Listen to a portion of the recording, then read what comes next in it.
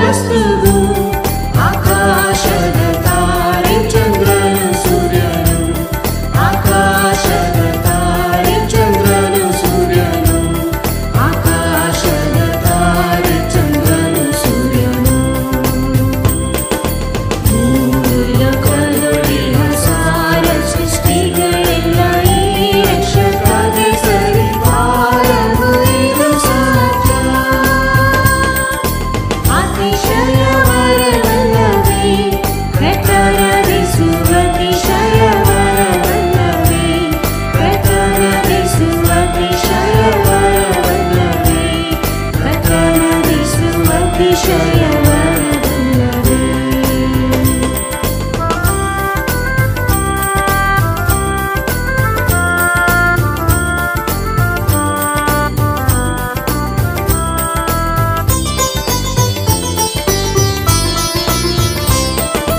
ಉತ್ತಮ ಭಾಗ್ಯಗಳ ಹೊಂದುವುದಕ್ಕೆ ಹೋದರು ಸಿಕ್ಕವು ಹೊಂದುವುದಕ್ಕೆ ಹೋದರು ಸಿಕ್ಕವು ಹೊಂದುವುದಕ್ಕೆ ಹೋದರು ಸಿಕ್ಕವು ನಿತ್ಯ ಜೀವಕ್ಕಾಗಿ ರಕ್ತಪ್ರಯೋಗ ಪಟ್ಟು ಭಾಗ್ಯಗಳ ಪಾಲಿಸಲು ಅತಿಶಯ ವರವಲ್ಲವೇ ಪ್ರಕರಣಿಸುವ ಅತಿಶಯ ವರವಲ್ಲವೇ ಪ್ರಕರಣಿಸುವ ಅತಿಶಯ ವರವಲ್ಲವೇ ಪ್ರಕರಣಿಸುವ ಅತಿಶಯ ವರವಲ್ಲವೇ ಪ್ರೀತಿಯಿಲ್ಲದ ದೇವಸುತನು ರಕ್ಷಕನಾಗಿ ಕ್ಷಿತಿಯವರೆಲ್ಲರಿಗೆ ಗತಿಯನ್ನು ಮಾಡಿತು ಅತಿಶಯ ವರವಲ್ಲವೇ ಪ್ರಕರಣಿಸುವ ಅತಿಶಯ ವರವಲ್ಲವೇ ಪ್ರಕರಣಿಸುವ ಅತಿಶಯ ವರವಲ್ಲವೇ ಪ್ರಕರಣಿಸುವ ಅತಿಶಯ ವರವಲ್ಲವೇ. Praise the lord.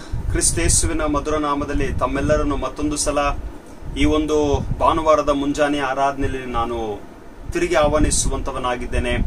ಕರ್ತನ ಕೃಪೆಯಲ್ಲಿ ತಾವೆಲ್ಲರೂ ಸುರಕ್ಷಿತವಾಗಿದ್ದೀರಿ, ಚೆನ್ನಾಗಿದ್ದೀರಿ ಎಂಬುದಾಗಿ ನಂಬಿ ದೇವರಿಗೆ ಸ್ತೋತ್ರ ಸಲ್ಲಿಸುತ್ತೇನೆ. ಮತ್ತು ಎಲ್ಲಾ ಕ್ರೈಸ್ತ ವಿಶ್ವಾಸಿಗಳನ್ನು ಪ್ರತ್ಯೇಕವಾಗಿ ನನ್ನ ಸಭೆಯವರನ್ನು ಯಥಾರೀತಿಯಲ್ಲಿ ಪ್ರಾರ್ಥನೆಯಲ್ಲಿ ನೆನಪು ಮಾಡಿಕೊಳ್ತಾ ಇದ್ದೀನಿ. ನಾವೆಲ್ಲರೂ ತಿರುಗಿ ದೇವರ ಕೃಪೆಯಲ್ಲಿ ನೆಲೆಗೊಂಡಿದ್ದು ಇನ್ನು ಈ ಲಾಕ್ಡೌನ್ ನ ಸ್ಥಿತಿಗತಿಗಳು ಎಷ್ಟು ಬೇಗನೆ ಪರಿಹಾರವಾಗುತ್ತವೋ ಅಥವಾ ದೇವರ ಆಲಯವು ಯಾವಾಗ ತೆರೆಯಲ್ಪಡುತ್ತವೋ ಗೊತ್ತಿಲ್ಲ. ಆದ್ರೂ ಕೂಡ ನಾವೆಲ್ಲರೂ ನಾವು ಇದ್ದಂತ ಸ್ಥಳದಲ್ಲಿ ಕರ್ತನನ್ನು ಧ್ಯಾನ ಮಾಡೋಣ, ಕರ್ತನ ವಾಕ್ಯಗಳಲ್ಲಿ ನೆಲೆಗೊಂಡಿರೋಣ. ದೇವರ ವಾಕ್ಯಗಳ ಜೊತೆಯಲ್ಲಿ ನಮ್ಮನ್ನು ನಾವು ಒಳಪಡಿಸಿಕೊಂಡು ಆತನಲ್ಲಿ ಬೆಳೆಯುವಂತೆ ಕರ್ತನ ನಮ್ಮೆಲ್ಲರಿಗೆ ಸಹಾಯ ಮಾಡಲಿ. ತಾವೆಲ್ಲರೂ ಪ್ರಾರ್ಥನೆ, ವಿಶ್ವಾಸ, ನಂಬಿಕೆ, ಆತ್ಮಿಕತೆಯಲ್ಲಿ ಪ್ರತ್ಯೇಕವಾಗಿ ಈ ರೀತಿಯ ಈ ಆನ್ಲೈನ್ ಮಾಧ್ಯಮದ ಮೂಲಕ ನೀವೆಲ್ಲರೂ ಭಾಗವಹಿಸ್ತಾ ಇರಬೇಕೆಂಬುದಾಗಿ ನಾನು ಪ್ರೇರೇಪಿಸುವಂತವನಾಗಿದ್ದೇನೆ. ಈ ಒಂದು ಯಥಾರೀತಿಯ ಸಂದೇಶವನ್ನು ನೀವು ಕೇಳ್ತಾ ಇದ್ದೀರಿ. ಆದ್ದರಿಂದ ನನ್ನ ಪರವಾಗಿ ನಿಮ್ಮೆಲ್ಲರಿಗೆ ಹೃದಯಪೂರ್ವಕವಾಗಿ ನಾನು ವಂದಿಸುವಂತವನಾಗಿದ್ದೇನೆ. ಈ ಸಮಯ ನಾವೆಲ್ಲರೂ ದೇವರ ವಾಕ್ಯವನ್ನು ಕೇಳೋದಕ್ಕಿಂತ ಮುಂಚೆ ನಮ್ಮ ತಲೆಗಳನ್ನು ಬಾಗಿಸಿಕೊಳ್ಳೋಣ, ಪ್ರಾರ್ಥನೆ ಮಾಡೋಣ. ನಾವೆಲ್ಲರೂ ತಲೆಗಳನ್ನು ಬಾಗಿಸಿಕೊಳ್ಳೋಣ, ಪ್ರಾರ್ಥನೆ ಮಾಡೋಣ. ಜೀವ ಸ್ವರೂಪನಾದ ತಂದೆ ಆ ದೇವರೇ, ನಿನ್ನ ನಾಮಕ್ಕೆ ಸ್ತೋತ್ರವಾಗಲಿ. ನಮ್ಮನ್ನು ಅತಿ ವಿಶೇಷವಾಗಿ ಪ್ರೀತಿ ಮಾಡಿಕೊಂಡು ಬಂದಿದ್ದೆ ಸ್ವಾಮಿ. ನಿನ್ನ ಪ್ರೀತಿಯಲ್ಲೇ ನಾವು ನೆಲೆಗೊಂಡಿದ್ದೇವೆ. ನಿನ್ನ ಪ್ರೀತಿಯು ಎಷ್ಟು ಅಪಾರವಾದದ್ದು ಸ್ವಾಮಿ. ನಿನ್ನ ದಯೆ, ಕೃಪೆ, ಕನಿಕರ, ನಿನ್ನ ಪ್ರೀತಿ ನಮ್ಮ ಮೇಲೆ ಇರದೆ ಹೋಗಿದ್ದೆ ಆದ್ರೆ ನಮ್ಮ ಗತಿ ಏನಾಗಬೇಕು? ನಾವು ಜೀವಂತವಾಗಿದ್ದೇವೆ, ಉಸಿರಾಡ್ತಾ ಇದ್ದೇವೆ, ಬದುಕಿದ್ದೇವೆ ನಿನಗಾಗಿ, ನಿನ್ನ ಮಹಿಮೆಗೋಸ್ಕರ ಸ್ವಾಮಿ. ಆದ್ದರಿಂದ ಇನ್ನು ಜೀವಿಸುವುದು ನಾನಲ್ಲ, ಕ್ರಿಸ್ತನು ನನ್ನೊಳಗೆ ಜೀವಿಸಲಿ, ಕ್ರಿಸ್ತನ ಮಾತುಗಳು ನನ್ನಲ್ಲಿ ಜೀವಿಸಲಿ, ಕ್ರಿಸ್ತನ ವಾಕ್ಯಗಳು, ಕ್ರಿಸ್ತನ ಮಹಿಮೆಯು ಸ್ವಾಮಿ ನನ್ನೊಳಗೆ ಎಂದೆಂದಿಗೂ ನಾನು ಒಳಪಡಿಸಿಕೊಂಡು ಜೀವಿಸುವಂತೆ ನಮ್ಮೆಲ್ಲರಿಗೆ ಸಹಾಯವನ್ನು ದಯಪಾಲಿಸು ತಂದೆ ಆ ದೇವರೇ ಸ್ವಾಮಿ. ಕಳೆದ ದಿನಮಾನಗಳಿಂದ ನಾವು ಕೇಳುತ್ತಾ ಬಂದಿರುವಂತಹ ಪೌಲನು ಕೊರಿಂಥ ಸಭೆಗೆ ಬರೆದಿರುವಂತಹ 2ನೇ ಪತ್ರಿಕೆಗಾಗಿ ನಿನಗೆ ಸ್ತೋತ್ರ. ಈಗಾಗಲೇ ಕೇಳುತ್ತಾ ಬಂದಿರುವಂತಹ ಎಲ್ಲಾ ವಾಕ್ಯಗಳಿಗಾಗಿ ನಿನಗೆ ಸ್ತೋತ್ರ ಹೇಳುತ್ತೇವೆ ಸ್ವಾಮಿ. ನಾವಿನ್ನೂ ಹೆಚ್ಚಾಗಿ ನಿನ್ನಲ್ಲಿ ನೆಲೆಗೊಂಡಿದ್ದು ಸ್ವಾಮಿ, ನಾವು ಮುಂದೆ ಸಾಗುವಂತ ಕೃಪೆಯನ್ನು ದಯಪಾಲಿಸು. ನಮ್ಮ ಹಿಂದೆ ಮುಂದೆ ಜರುಗುತ್ತಿರುವಂತಹ ಸ್ಥಿತಿಗತಿಗಳು, ಕೆಲವರು ಕಾಯಿಲೆಗೆ ಒಳಗಾಗ್ತಾ ಇದ್ದಾರೆ, ಕೆಲವರು ಗಂಭೀರವಾದಂತಹ ಪರಿಸ್ಥಿತಿಯಲ್ಲಿದ್ದಾರೆ, ಕೆಲವರು ಆಸ್ಪತ್ರೆಯಲ್ಲಿದ್ದಾರೆ, ಕೆಲವರು ಚಿಕಿತ್ಸೆಯನ್ನು ಮಾಡಿಕೊಳ್ತಿದ್ದಾರೆ, ಕೆಲವರು ಔಷಧಗಳನ್ನು ತೆಗೆದುಕೊಳ್ಳುತ್ತಿದ್ದಾರೆ. ಎಲ್ಲಾ ನನ್ನ ಪ್ರಿಯ ಮಕ್ಕಳ ಮೇಲೆ ನಿನ್ನ ಕೃಪೆಗಳ ಹಸ್ತವನ್ನು ಚಾಚಿ ಅವರನ್ನು ಮುಟ್ಟಿ ಗುಣಪಡಿಸು ಎಂಬುದಾಗಿ ಪ್ರಾರ್ಥಿಸ್ತೇವೆ. ಈ ನನ್ನ ಪ್ರಿಯ ಸಭೆಯವರಿಗಾಗಿ, ವಿಶ್ವಾಸಿ ಮಕ್ಕಳಿಗಾಗಿ, ಕರ್ನಾಟಕ ಪ್ರಾಂತಕ್ಕಾಗಿ ನಾನು ಪ್ರಾರ್ಥಿಸ್ತಾ ಇದ್ದೇನೆ ಸ್ವಾಮಿ. ಎಲ್ಲಿಯವರೆಗೆ ನಿನ್ನ ವಾಕ್ಯ ಸಂದೇಶವು ತಲುಪುತ್ತದೋ ಸ್ವಾಮಿ, ಅಲ್ಲಿಯವರೆಗೆ ಆ ಜನರು, ಆ ಕುಟುಂಬ, ಆ ಮಕ್ಕಳನ್ನು ಸ್ವಾಮಿ ನೀನು ಹೆಚ್ಚೆಚ್ಚಾಗಿ ಆಶೀರ್ವಾದ ಮಾಡಬೇಕೆಂಬುದಾಗಿ ನಿನ್ನಲ್ಲಿ ಬೇಡುವಂತವರಾಗಿದ್ದೇವೆ. ತಿರುಗಿ ಸ್ವಾಮಿ ಯಾರಾಜ್ಞೆಯನ್ನು ನಿನ್ನ ಹಸ್ತಕ್ಕೆ ಒಪ್ಪಿಸಿಕೊಡುತ್ತೇವೆ. ಇದಕ್ಕೆ ನೀನೇ ಕರ್ತನು ದೇವರಾಗಿದ್ದು ನಡೆಸು.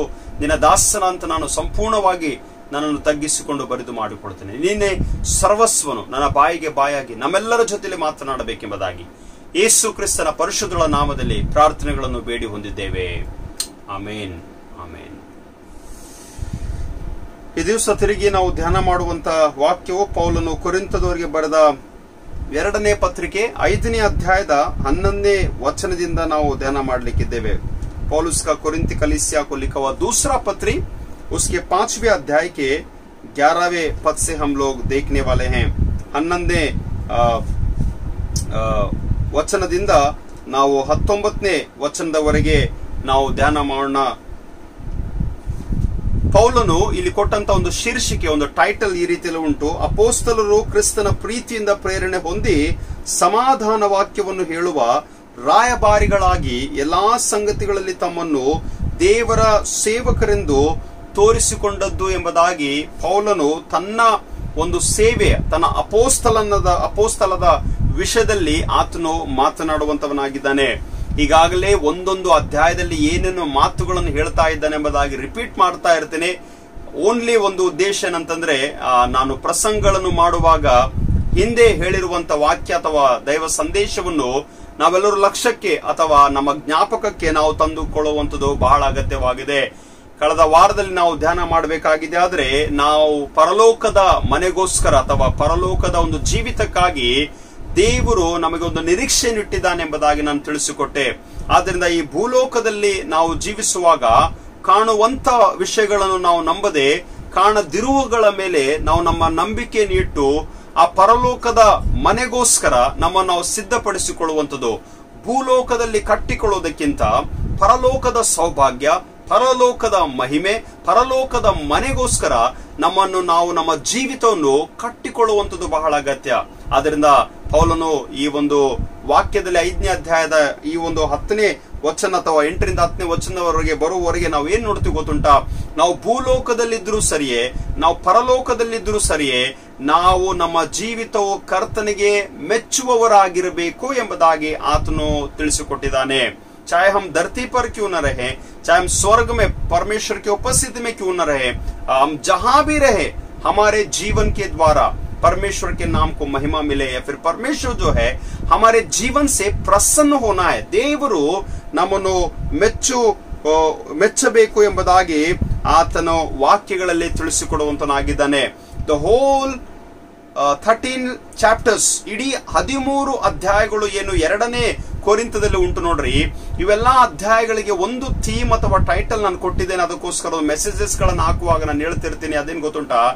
2ನೇ ಕೊರಿಂಥದ 5ನೇ ಅಧ್ಯಾಯದ 17ನೇ ವಚನ ನಾವು ಒಂದು ಟೈಟಲ್, ಒಂದು ಶೀರ್ಷಿಕೆ ಆಗಿ ನಾನು ಕೊಡ್ತಾ ಬಂದಿದ್ದೇನೆ. ಅದೇನಂತಂದ್ರೆ ಗೊತ್ತುಂಟಾ? 17th ವರ್ಸ್ ಅಲ್ಲಿ ನಾವು ಈ ರೀತಿಯಲ್ಲಿ ಓದ್ತೀವಿ: ಯಾವನಾದರೂ ಕ್ರಿಸ್ತನಲ್ಲಿದ್ದರೆ ಅವನು ನೂತನ ಸೃಷ್ಟಿಯಾದನು, ಈಗೋ ಪೂರ್ವ ಸ್ಥಿತಿ ಹೋಗಿ ಎಲ್ಲ ನೂತನವಾಯಿತು ಎಂಬುದಾಗಿ ಈ ಒಂದು ವಾಕ್ಯದಲ್ಲಿ ಅಥವಾ ಇಡೀ ಒಂದು ಈ ಒಂದು ಪತ್ರಿಕೆಯಲ್ಲಿ ಇದ್ದಂತ ಒಂದು ಸೆಂಟರ್ ವರ್ಸ್ ಎಂಬುದಾಗಿ ನಾವು ಹೇಳಬಹುದು. ಒಂದು ಮಧ್ಯ ವಚನ, ನಾಟ್ ಎಕ್ಸಾಕ್ಟ್ಲಿ ಮಧ್ಯ ವಚನ, ಆದರೆ ಒಂದು ಥೀಮ್ ವರ್ಸ್ ಎಂಬುದಾಗಿ ನಾನು ಹೇಳಲಿಕ್ಕೆ ಇಷ್ಟಪಡುವಂತನಾಗಿದ್ದೇನೆ. So what is that life in Christ? ಕ್ರಿಸ್ತನಲ್ಲಿರುವಂತಹ ಜೀವನ ಎನ್ ಕ್ರಿಸ್ಟೋಸ್ ಎಂಬುದಾಗಿ ಹೇಳ್ತಾರೆ, ಇನ್ ಕ್ರೈಸ್ಟ್ ಎಂಬುದಾಗಿ ಹೇಳ್ತಾರೆ. वो कौन सी ऐसी जिंदगी है जो मसीह में जिंदगी है? यदि कोई मसीह में है तो एक नई सृष्टि है. देखो पुराने बातें बीत गई, सब कुछ नया हो गया. If anyone is in Christ, he is a new creation. The old has gone and everything has become new. ಎಲ್ಲವೂ ನೂತನವಾಯಿತು ಎಂಬುದಾಗಿ ಪೌಲನು ವಾಕ್ಯದಲ್ಲಿ ತಿಳಿಸಿಕೊಡುವಂತವನಾಗಿದ್ದಾನೆ. So the Christian life has to be life in Christ. ಕ್ರೈಸ್ತಿಯ ಜೀವಿತವು ಕ್ರಿಸ್ತನಲ್ಲಿರುವಂತ ಒಂದು ಜೀವನವಾಗಿರ್ಬೇಕೆಂಬುದಾಗಿ ಹೇಳಲಿಕ್ಕೆ ನಾನು ಇಷ್ಟಪಡುವಂತನಾಗಿದ್ದೇನೆ. Every time I say, if you read the Bible, if you read the verses time and again, ದೇವರ ವಾಕ್ಯಗಳನ್ನು ನಾವು ಪದೇ ಪದೇ ಓದಿ ಅರ್ಥ ಮಾಡಿಕೊಂಡಿದೆ ಆದ್ರೆ ನಾವಾಗಿ ನಾವೇ ದೇವರ ಪ್ರಸನ್ನತೆಯಲ್ಲಿ ಪವಿತ್ರಾತ್ಮನ ಸಹಾಯದ ಮೂಲಕ ಅನೇಕ ಸತ್ಯಾರ್ಥಗಳನ್ನು ತಿಳ್ಕೊಳ್ಳುವಂತರಾಗಿದ್ದೇವೆ. But still as a pastor, as a preachers, it's our duty that we want you to understand, make you understand the depth of the life in Christ. ನಾವು ಸೇವಕರಾದಂತ ಅನೇಕ ದೇವ ಸೇವಕರು, ಪಾಸ್ಟರ್ಸ್ಗಳು ಅಥವಾ ಪ್ರೀಚರ್ಸ್ ಗಳ ಉದ್ದೇಶ ಏನಾಗಿರ್ತದೆ ಗೊತ್ತುಂಟಾ?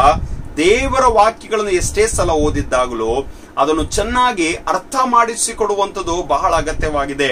ಆದ್ರಿಂದ ಪೌಲನು ಯಾವ ವಿಚಾರವನ್ನು, ಯಾವ ವಾಕ್ಯವನ್ನು ಇಲ್ಲಿ ತಿಳಿಸ್ಕೊಡ್ತಾ ಇದ್ದನೋ, ಕ್ರೈಸ್ತಿಯ ಜೀವಿತವು ಕ್ರಿಸ್ತನಲ್ಲಿರುವಂತಹ ಒಂದು ಜೀವಿತವಾಗಿರಬೇಕೆಂಬುದಾಗಿ ಆತನು ಹೇಳುವಂತವನಾಗಿದ್ದಾನೆ. The Christian life must be a life in Christ. मसीह जीवन जो है, मसीह में एक जीवन होना बहुत जरूरी है. मसीह को लेकर चलना बहुत ही जरूरी है. ಆದ್ರಿಂದ ಕ್ರೈಸ್ತಿಯ ಜೀವಿತವು ಕ್ರಿಸ್ತನೊಳಗೆ ಇರುವಂತ ಒಂದು ಜೀವಿತವಾಗಿರಬೇಕು. ಬಹಳ ಭಾರದಿಂದ, ಬಹಳ ಸಮರ್ಪಣೆಯಿಂದ ಪೌಲನು ಈ ಒಂದು ಪತ್ರಿಕೆಗಳನ್ನು, ಈ ಭಾಗವನ್ನು ಆತನು ತಿಳಿಸಿಕೊಡುವಂತವನಾಗಿದ್ದಾನೆ. So what a great privilege we as a Christians we have. एक मसीह लोग होने के नाते कितना बड़ा सौभाग्य परमेश्वर ने आपको और मुझे दिया है, इसे समझना बहुत जरूरी है. ನಿನಗೆ ನನಗೂ ದೇವರು ಕೊಟ್ಟಂತ ಸೌಭಾಗ್ಯ ಏನ್ ಗೊತ್ತುಂಟಾ? ನಾವೊಂದು ಆರ್ಡಿನರಿ ಲೈಫ್ ಇಟ್ಕೊಳ್ಳುವಂತವ್ರಲ್ರಿ, ನಾವು ಸಾಮಾನ್ಯವಾಗಿರುವಂತ ಜನರಲ್ರಿ, ನಾವು ಲೋಕದಲ್ಲಿರುವಂತ ಜನರಿಗೆ ಹೋಲಿಸಿಕೊಡುವಂತ ಜನರಲ್ರಿ. संसार में जो लोग हैं ना, उन लोगों के साथ में हम उनके समानता में रहने वाले लोग नहीं हैं. We are kind of different people. We have a different identity. ನಮಗೆ ಒಂದು ಬೇರೊಂದು ರೀತಿಯ ಒಂದು ವ್ಯಕ್ತಿತ್ವ, ಒಂದು ಐಡೆಂಟಿಟಿ ಉಂಟೆಂಬುದಾಗಿ ಹೇಳಲಿಕ್ಕೆ ನಾನು ಇಷ್ಟಪಡುವಂತವನಾಗಿದ್ದೇನೆ. So every believer who lives a Christian life, सुनिएगा ध्यान से, बहुत सारे मसीह लोग हैं, विश्वासी लोग हैं, आत्मिक जीवन में है. बहुत सारे ऐसे भी लोग हैं, नामधारी क्रिश्चियन है, नेम से क्रिश्चियंस है. बहुत सारे ऐसे लोग भी हैं, चर्च भी जाते हैं, रेगुलर एक्टिविटीज में भाग लेते हैं, दान धर्म भी करते हैं, पादरी के साथ में भी रहते हैं. द ಹೋಲ್ ಕ್ರಿಶ್ಚಿಯನ್ ಲೈಫ್, ನಮ್ಮ ಇಡೀ ಕ್ರೈಸ್ತಿಯ ಜೀವಿತ ಯಾವ ರೀತಿಯಲ್ಲಿ ನಾವು ಇಟ್ಕೊಂಡು ನಡೀತಾ ಇದ್ದೀವಿ ಎಂಬುದಾಗಿ ಪ್ರಶ್ನೆ ಮಾಡಬೇಕು. ಯಾವ ಸಮಾಜದಲ್ಲಿರ್ತೇನೋ, ಯಾವ ಸಭೆಗೆ ಸಂಬಂಧಪಟ್ಟಿದ್ದೇನೋ, ಯಾವ ಸಭಾ ಸೇವಕರು, ಸಭಾ ಪಾಲಕರು ನನ್ನ ಜೊತೆಲಿದ್ದಾರೋ, ಯಾವ ಬಂಧು ಬಳಗ ಕುಟುಂಬದವರ ಜೊತೆಲಿ ಯಾವ ರೀತಿಯ ನಾನು ಜೀವಿತವನ್ನು ಇಟ್ಕೊಳ್ತಾ ಇದ್ದೀನಿ. That's what I would say. ಈ ಭಾಗ, ಈ ವಚನ ಹೇಳುವುದಕ್ಕಿಂತ, ಯಾವನಾದ್ರೂ ಕ್ರಿಸ್ತನಲ್ಲಿ ಇದ್ರೆ ಎಂಬುದಾಗಿ ಹೇಳುವುದಕ್ಕಿಂತ ಮುಂಚೆ ಪೌಲನು ಆಲ್ರೆಡಿ 5ನೇ ಅಧ್ಯಾಯದ ಆ ಒಂದು 8-9ನೇ ವಚನದಲ್ಲಿ ಏನ್ ತಿಳಿಸ್ತಾ ಇದ್ದಾನೋ ಗೊತ್ತುಂಟಾ?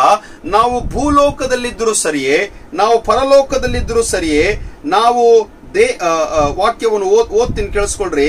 ನಾವು ದೇಹವೆಂಬ ಮನೆಯಲ್ಲಿದ್ರೂ ಸರಿಯೇ, ನಾವು ಅದನ್ನು ಬಿಟ್ಟಿದ್ರೂ ಸರಿಯೇ, ನಾವು ಕರ್ತನಿಗೆ ಮೆಚ್ಚುವವರಾಗಿರಬೇಕೆಂಬುದೇ ನಮ್ಮ ಗುರಿಯಾಗಿದೆ. You understand the purpose, the motto of Paul and his ministry and about his team. पौलुस की सेवकाई की अहमियत को आप लोग समझिएगा कि वो मकसद क्या लेकर चलता है. पता है, चाहे हम इस देह में क्यों न हो, चाहे हम इस देह को छोड़ दे, चाहे हम धरती पे क्यों न हो, या फिर चाहे हम स्वर्ग के राज्य में क्यों न जाए, हम जहां कहीं भी हो, हमारे जीवन से परमेश्वर प्रभु यीशु मसीह प्रसन्न होना है. यही हमारा मकसद है. ಕರ್ತನಿಗೆ ಮೆಚ್ಚುವವರಾಗಿರಬೇಕು. ಈ ದಿವಸ ಎಷ್ಟು ಕ್ರೈಸ್ತಿಯ ಜೀವಿತಗಳು ಕರ್ತನಿಗೆ ಮೆಚ್ಚುಗೆ ಆಗುವಂತ ಜೀವಿತವಾಗಿವೆ. ಈ ದಿವಸ ಎಷ್ಟು ಕ್ರೈಸ್ತ ವಿಶ್ವಾಸಿಗಳೆಂಬುದಾಗಿ ಹೇಳ್ಕೊಳ್ತೀವಿ ನೋಡ್ರಿ. ಕ್ರೈಸ್ತ ಸಮಾಜಕ್ಕೆ, ಕ್ರೈಸ್ತ ಕುಟುಂಬಕ್ಕೆ ಸಂಬಂಧಪಟ್ಟಿದ್ದೇವೆ, ಕ್ರೈಸ್ತಿಯ ಸಭೆಗೆ ಸಂಬಂಧಪಟ್ಟಿದ್ದೇವೆ, ನಾವು ಮೆಥಡಿಸ್ಟ್ ಚರ್ಚ್ಗೆ ಸಂಬಂಧಪಟ್ಟಿದ್ದೇವೆ, ಕನ್ನಡ ಸಭೆಗಳಿಗೆ ಸಂಬಂಧಪಟ್ಟಿದ್ದೇವೆ ಎಂಬುದಾಗಿ ಹೇಳ್ಕೊಂತೀವಿ ನೋಡ್ರಿ. ನಮ್ಮಲ್ಲಿ ಎಷ್ಟು ಜನ ಕರ್ತನಿಗೆ ಮೆಚ್ಚುಗೆ ಆಗುವಂತ ಜೀವಿತವನ್ನು ಜೀವಿಸ್ತಾ ಇದ್ದೇವೆ? हमें से कितने लोग हैं जो हमारे जीवन के द्वारा हम परमेश्वर को प्रसन्न कर रहे हैं? इसका सवाल करना बहुत जरूरी है. So the Paul says, if anyone is in Christ, he is a new creation. You understand? The old has gone and everything has become new. यदि कोई मसीह में है तो एक नई सृष्टि है. ಆದ್ದರಿಂದ ಕ್ರೈಸ್ತಿಯ ಜೀವಿತ ಎಂಬುದಾಗಿ ಹೇಳುವಾಗ ಕ್ರಿಸ್ತನಲ್ಲಿದ್ದು ಜೀವಿಸುವಂಥದ್ದು, ಕ್ರಿಸ್ತನನ್ನು ಧರಿಸಿಕೊಳ್ಳುವಂಥದ್ದು, ಕ್ರಿಸ್ತನನ್ನು ಅನ್ವಯಿಸಿಕೊಳ್ಳುವಂಥದ್ದು, ಕ್ರಿಸ್ತನನ್ನು ಹಿಂಬಾಲಿಸುವಂಥದ್ದು, ಕ್ರಿಸ್ತನ ವಾಕ್ಯಗಳನ್ನು ಕೈಕೊಂಡು ನಡೆಯುವಂಥದ್ದು, ಕ್ರಿಸ್ತನ ನುಡಿಗಳನ್ನು, ಕ್ರಿಸ್ತನ ಮಾತುಗಳನ್ನು, ಕ್ರಿಸ್ತನ ಜೀವಿತವನ್ನು ನಮ್ಮೊಳಗಿಟ್ಕೊಂಡು ನಡೆಯುವಂಥದ್ದೇ ಕ್ರಿಸ್ತಿಯ ಒಂದು ಜೀವಿತವಾಗಿದೆ ಎಂಬುದಾಗಿ ಹೇಳಲಿಕ್ಕೆ ಇಷ್ಟಪಡುವಂತವನಾಗಿದ್ದೇನೆ. ಆದ್ದರಿಂದ ಈ ಒಂದು ವಾಕ್ಯದ ಆಧಾರದ ಮೇಲೆ ಕೆಲವು ವಚನಗಳನ್ನು ಹೇಳಲಿಕ್ಕೆ ಇಷ್ಟಪಡುತ್ತೇನೆ. So what is in Christ, ಕ್ರೈಸ್ತನಲ್ಲಿರುವಂತ ಜೀವಿತ ಗೊತ್ತುಂಟಾ? ಅതെಂದ್ರೆ ಮೊದಲನೇದಾಗಿ ಕ್ರಿಸ್ತನಲ್ಲಿದ್ದರೆ ಅಂದ್ರೆ ಕ್ರೈಸ್ತರ ಒಂದು ವ್ಯಕ್ತಿತ್ವವಾಗಿದೆ. It is an identity for a Christians that you are living a Christ in Christ life. ये हम सभी लोगों के लिए एक पहचान या फिर एक आइडेंटिटी को पहचान पत्र दिया गया है. आज पता है नो मैटर हमें रिलीजियस लेवल पर हमें माइनॉरिटी में गिना जाता है. माइनॉरिटी में अगर गिना भी जाए तो आई डोंट वांट टू से इंटरनेशनल फिर वर्ल्ड लेवल पर हमारी संख्या क्या है, बट भारत की संख्या में 2% है, 3 या 4 या 5% है. जो भी परसेंटेज लेवल पे मसीह लोग हो सकते हैं. हमारा आइडेंटिटी सिर्फ वही तक सीमित नहीं है. But when it comes to Christians, ಕ್ರೈಸ್ತರು ಎಂಬುದಾಗಿ ಹೇಳುವಾಗ ಇನ್ನು ಮೊಟ್ಟ ಮೊದಲನೇದಾಗಿ ಸೇವೆಯಲ್ಲಿ ಇದನ್ನು ಕೂಡ ಹೇಳಲಿಕ್ಕೆ ಇಷ್ಟಪಡುತ್ತೇನೆ. ಸೇವೆ ಮಾಡುವಾಗ ಸುವಾರ್ಥ ಸೇವೆ ಮಾಡುವಾಗ ಅಪೋಸ್ತಲರು ಮೊಟ್ಟ ಮೊದಲನೇದಾಗಿ 11ನೇ ಅಧ್ಯಾಯ 26ನೇ ವಚನದಲ್ಲಿ ಅಂತಿಯೋಕ್ಯ ಸಭೆಯಲ್ಲಿ ಈ ಶಿಷ್ಯರಿಗೆ ಕ್ರೈಸ್ತರು ಎಂಬುದಾಗಿ ಹೆಸರು ಕೊಡಲಾಯಿತು. The very first time disciples were recognized or called as Christians, and as they were called Christians in Antioch, why they were called as Christians? क्यों ये नाम उन्हें दिया गया? क्योंकि वो क्राइस्ट को फॉलो कर रहे थे, क्योंकि वे क्राइस्ट का प्रचार कर रहे थे, क्योंकि वे क्राइस्ट के अनुसार जी रहे थे. ಅವರು ಕ್ರೈಸ್ತರು ಎಂಬುದಾಗಿ ಯಾಕೆ ಅನಿಸ್ಕೊಂಡ್ರು ಗೊತ್ತುಂಟಾ? ಕ್ರಿಸ್ತನನ್ನು ಹಿಂಬಾಲಿಸ್ತಿದ್ರು, ಕ್ರಿಸ್ತನನ್ನು ಕೈಕೊಂಡು ನಡೀತಾ ಇದ್ರು, ಕ್ರಿಸ್ತನ ವಾಕ್ಯಗಳನ್ನು ಮಾತುಗಳನ್ನು ಪ್ರಚುರಪಡಿಸ್ತಾ ಇದ್ರು ಎಂಬುದಾಗಿ ನಾವು ಈ ಒಂದು ಅಪೋಸ್ತಲ ಕೃತ್ಯಗಳ 11ನೇ ಅಧ್ಯಾಯದ 26ನೇ ವಚನದಲ್ಲಿ ನಾವು ನೋಡುವಂತವರಾಗಿದ್ದೇವೆ. So what is your identity today in society? आज मेरे समाज में, मेरे सोसाइटी में, मेरे चाल में, मेरे घर के आसपास में, मेरे बिल्डिंग में, मेरे समाज में मेरा पहचान क्या है, इसे समझना बहुत जरूरी है. मसीह लोगों का पहचान बहुत अच्छा है. व्हेन आई से और वी थिंक और we say about Christians, they have a good identity. Who are they? कौन है मसीह लोग?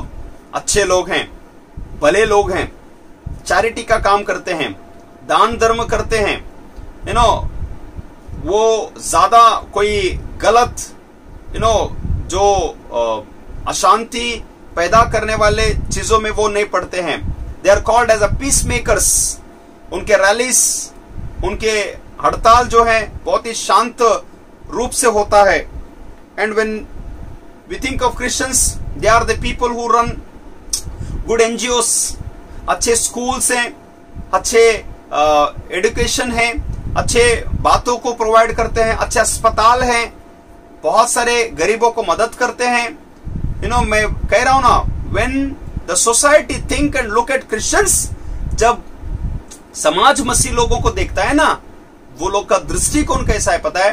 ये बहुत ही अच्छे लोग हैं, सीधे साधे लोग हैं, या फिर इनका स्वभाव बहुत अच्छा है, इनके अंदर शांति का मन है, ये लोग प्रेम करते हैं, ये लोग मदद करते हैं, ये लोग दूसरों की सहायता करते हैं. ये आज के दिन में एक मसीहों को लेकर या फिर मसीहत को लेकर एक पहचान बन गया होगा. बट उससे भी बढ़कर मसीह में होना, आपका और मेरा एक अलग पहचान होना बहुत जरूरी है.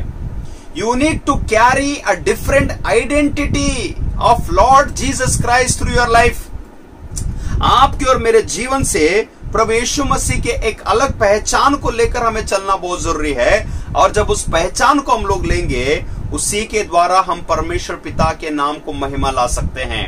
ಯಾವಾಗ ನಾವು ದೇವರು ನಮಗೆ ಕೊಟ್ಟಂತ ಒಂದು ವ್ಯಕ್ತಿತ್ವವನ್ನು ಧರಿಸಿಕೊಳ್ತೀವಿ, ಅದಕ್ಕಾಗಿ ಅದೇ ಪೌಲನು ಫಿಲಿಪ್ಪಿಯರಿಗೆ ಬರೆದ ಪತ್ರಿಕೆಯಲ್ಲಿ ಹೇಳ್ತಾ ಇದ್ದಾನೆ, 2ನೇ ಅಧ್ಯಾಯ 5ನೇ ವಚನ, ಕ್ರಿಸ್ತ ಯೇಸುವಿನಲ್ಲಿದ್ದಂತ ಮನಸ್ಸು ನಿಮ್ಮೊಳಗಿರಲಿ. May you have the mind of Christ Jesus. So when you have the mind of Christ, you carry the mind of Christ, you carry the heart of Christ. ನಾನು ಕ್ರಿಸ್ತನ ಹೃದಯವನ್ನು, ಕ್ರಿಸ್ತನ ಮನಸ್ಸನ್ನು, ಕ್ರಿಸ್ತನ ವಿಚಾರಗಳನ್ನು ನಾನು ಇಟ್ಕೊಂಡು ನಡೆಯುವಂಥದ್ದು ಬಹಳ ಅಗತ್ಯ. ಇಫ್ ಐ ಸೇ मैं सिर्फ नामदारी क्रिश्चियन हूं, साल में 2 या 3 बार त्योहार के टाइम में चर्च आता हूं, Christmas, new year, good Friday, Easter, या फिर त्योहार के समय में एंजॉय करता हूं, पार्टीज करता हूं, शराब पीता हूं, मसीह है, चर्च से बिलोंग करते हैं, चर्च के मेंबर है, चर्च के आसपास में रहते हैं, लेकिन जिंदगी पाप से भरा है, टपोरी का जीवन है, गलत गलत कामों को करते हैं, गंदी भाषाओं का इस्तेमाल करते हैं, हर समय झगड़ालू का स्वभाव रखते हुए झगड़ा करते हैं, और सॉरी टू से हमारे जुबान से गाली गलौज करते हैं, तो I am sorry to say you are not carrying the identity of Christ. ದಯಮಾಡಿ ಕ್ಷಮಿಸ್ರಿ, ನೀನು ಎಷ್ಟು ಮಾತ್ರಕ್ಕೂ ಕ್ರಿಸ್ತನನ್ನು ಅನುಸರಿಸಿಕೊಂಡು ನಡೀತಾ ಇಲ್ಲ. You are just a namesake Christian. ಒಂದು ವೇಳೆ ಅಂತ ಪಾಪಗಳನ್ನು ನಾನು ಮಾಡಿದೆ ಆದ್ರೆ ಬರೀ ಹೆಸರಿಗೆ ಮಾತ್ರ ನಾವು ಕ್ರೈಸ್ತರಾಗಿ ಉಳಿಯುತ್ತೇವೆ ಎಂಬುದಾಗಿ ಅರ್ಥ ಮಾಡಿಕೊಳ್ಳುವಂಥದ್ದು ಬಹಳ ಅಗತ್ಯ.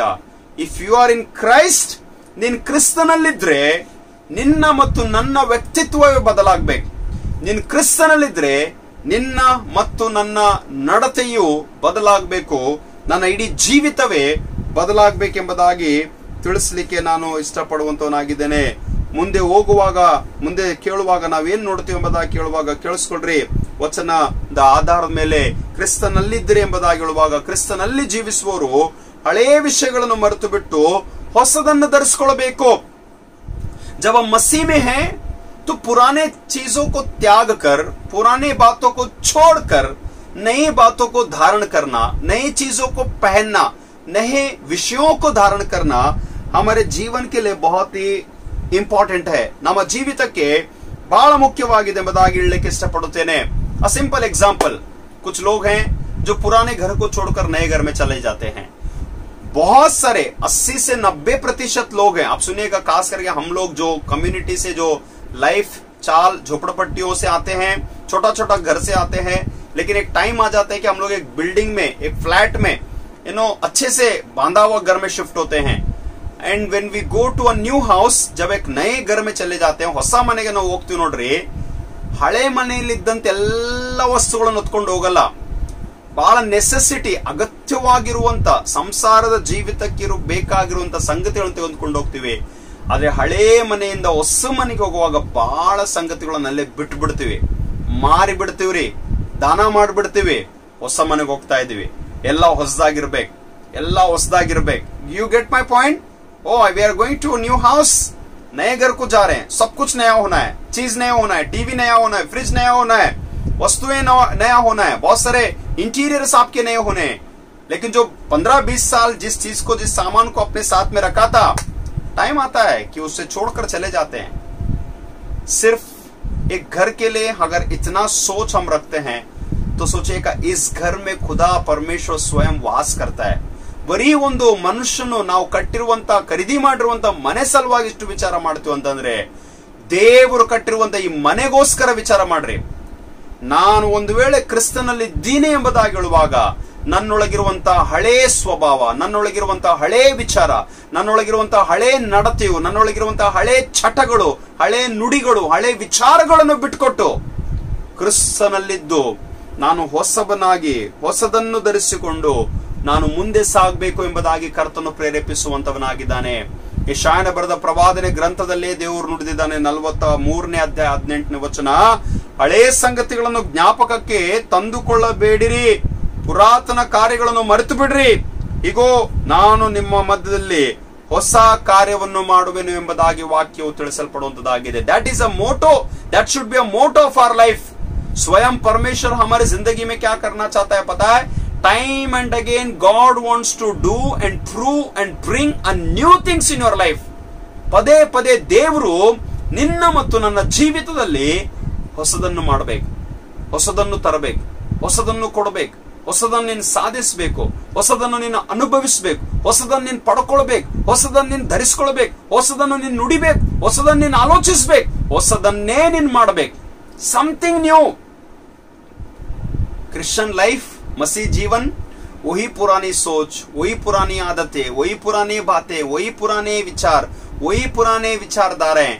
अगर उन्हीं चीजों में अगर वैसे करते रहेंगे, परमेश्वर हमारे जीवन से कभी प्रसन्न नहीं होगा. ದೇವರು ನಮ್ಮ ಜೀವಿತವನ್ನು ಎಂದಿಗೂ ಮೆಚ್ಚಲಾರನು ಎಂಬುದಾಗಿ ನಾನು ಹೇಳುವಂತವನಾಗಿದ್ದೇನೆ. ಆದ್ರಿಂದ ಕೇಳಿಸ್ಕೊಡ್ರಿ, ರಾತ್ರಿ ವೇಳೆಯಲ್ಲಿ ಯೇಸು ಸ್ವಾಮಿ ಬಳಿಯಲ್ಲಿ ಮುಪ್ಪಿನ ವಯಸ್ಸಿನಲ್ಲಿ ಇರುವಂತ ನಿಕೋದೇಮನು ಬಂದು ಭೇಟಿಯಾಗುವಾಗ 3ನೇ ಅಧ್ಯಾಯದ 3ನೇ ವಚನದಲ್ಲಿ ನಾವು ನೋಡ್ತೀವಿ, ಯೇಸು ಸ್ವಾಮಿ ನಿಕೋದೇಮನಿಗೆ ಹೇಳ್ತಾನೆ, ಒಬ್ಬನು ಹೊಸದಾಗಿ ಅಥವಾ ಮೇಲಿನಿಂದ ಹುಟ್ಟದಿದ್ದರೆ ಅವನು ದೇವರ ರಾಜ್ಯವನ್ನು ಕಾಣಲಾರನು. Until and unless you are born anew, you cannot see the kingdom of God. आप और मैं जब नए सिरे से जन्म नहीं लेंगे तो हम परमेश्वर के राज्य को नहीं देख सकते हैं. ದೇವರ ಬಯಕೆ ಯೇಸು ಸ್ವಾಮಿ ನುಡಿದಿರುವಂತೆ ಏನು ಗೊತ್ತುಂಟ, ನೀನು ಹೊಸದಾಗಿ ಹುಟ್ಟಬೇಕು. ನಿನ್ನ ಆಂತರ್ಯವು, ನಿನ್ನ ಸ್ವಭಾವವು, ನಿನ್ನ ನಡತೆಯು, ನಿನ್ನ ಮಾತುಗಳು, ನಿನ್ನ ಮಾದರಿಯ ಜೀವಿತ, ನಿನ್ನ ವಿಶ್ವಾಸ, ನಿನ್ನ ನಂಬಿಕೆ, ನಿನ್ನ ಶುದ್ಧತ್ವ, ಇವೆಲ್ಲವುಗಳಲ್ಲಿ ನೀನು ಹೊಸಬನಾಗಬೇಕು, ನೀನು ಹೊಸಬಳಾಗಬೇಕು ಎಂಬುದಾಗಿ ಕರ್ತನು ತಿಳಿಸುತ್ತಾನೆ. ಕೇಳಿಸ್ಕೊಡ್ರಿ. ಆದ್ರಿಂದ 4ನೇ ಅಧ್ಯಾಯ ಎಫೆಸದವರಿಗೆ ಬರೆದ ಪತ್ರಿಕೆ 23ನೇ ವಚನದಲ್ಲಿ ನೋಡಬೇಕಾಗಿದೆ. ಆದ್ರೆ 23-24, ನೀವು ನಿಮ್ಮ ಆಂತರ್ಯದಲ್ಲಿ ಹೊಸಬರಾಗಿ ನೂತನ ಸ್ವಭಾವವನ್ನು ಧರಿಸಿಕೊಳ್ಳಿರಿ.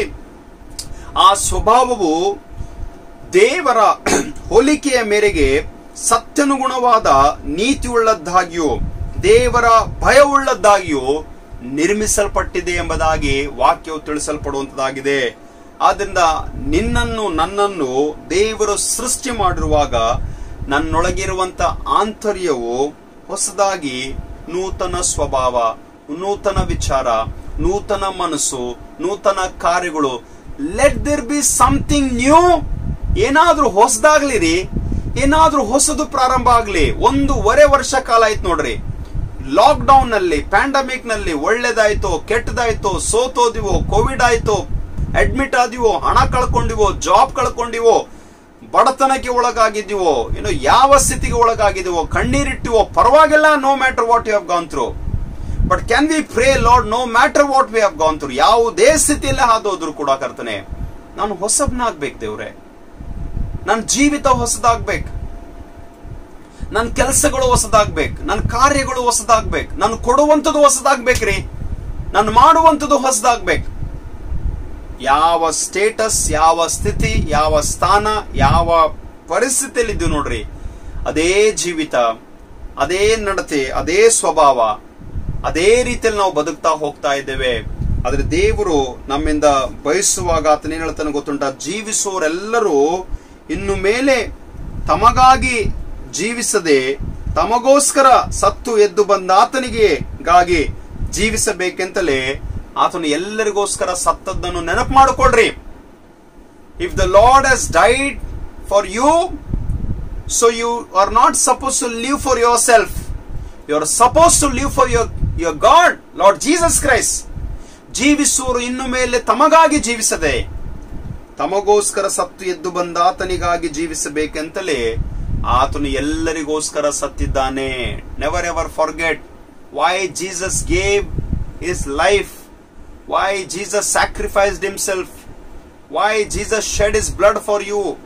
It's only so that you and I must live a life that can please him. ಜೀವಿಸುವರು ಇನ್ನು ಮೇಲೆ ತಮಗಾಗಿ ಜೀವಿಸಬೇಡ್ರಿ. ಎಷ್ಟು ಸಲ ಹೇಳ್ತೀನಿ, ಪದೇ ಪದೇ ಹೇಳ್ತಾ ಇದ್ದೀನಿ. This is not the life that you live with a selfish mind. ಬಹಳ ಸ್ವಾರ್ಥತೆಯಿಂದ ಜೀವಿಸ್ತೀವ್ರಿ. ನಾನು, ನನ್ನ ಜೀವಿತ, ನನ್ನ ಕುಟುಂಬ, ನನ್ನ ಮಕ್ಕಳು, ನನ್ನ ಮನೆ, ನನ್ನ ಲೈಫು, ನನ್ನ ಹೊಟ್ಟೆ, ನನ್ನ satisfaction. I just want to encourage. ಕ್ರಿಸ್ತನಲ್ಲಿ ಜೀವಿಸುವಾಗ ಕ್ರಿಸ್ತನ ಒಂದು ವ್ಯಕ್ತಿತ್ವವನ್ನು ಕರ್ತನ ನಮಗೆ ಕೊಟ್ಟಿದ್ದಾನೆ. ಕ್ರಿಸ್ತನ ಒಂದು ವ್ಯಕ್ತಿತ್ವವನ್ನು ಕೊಟ್ಟಿರುವಾಗ ನಾವು ನಮಗಾಗಿ ಜೀವಿಸದೆ ಸತ್ತು ಎದ್ದು ಬಂದ ಆತನಾಗಿರುವಂತ ಯೇಸುಗಾಗಿ ನಾವು ಜೀವಿಸಬೇಕು.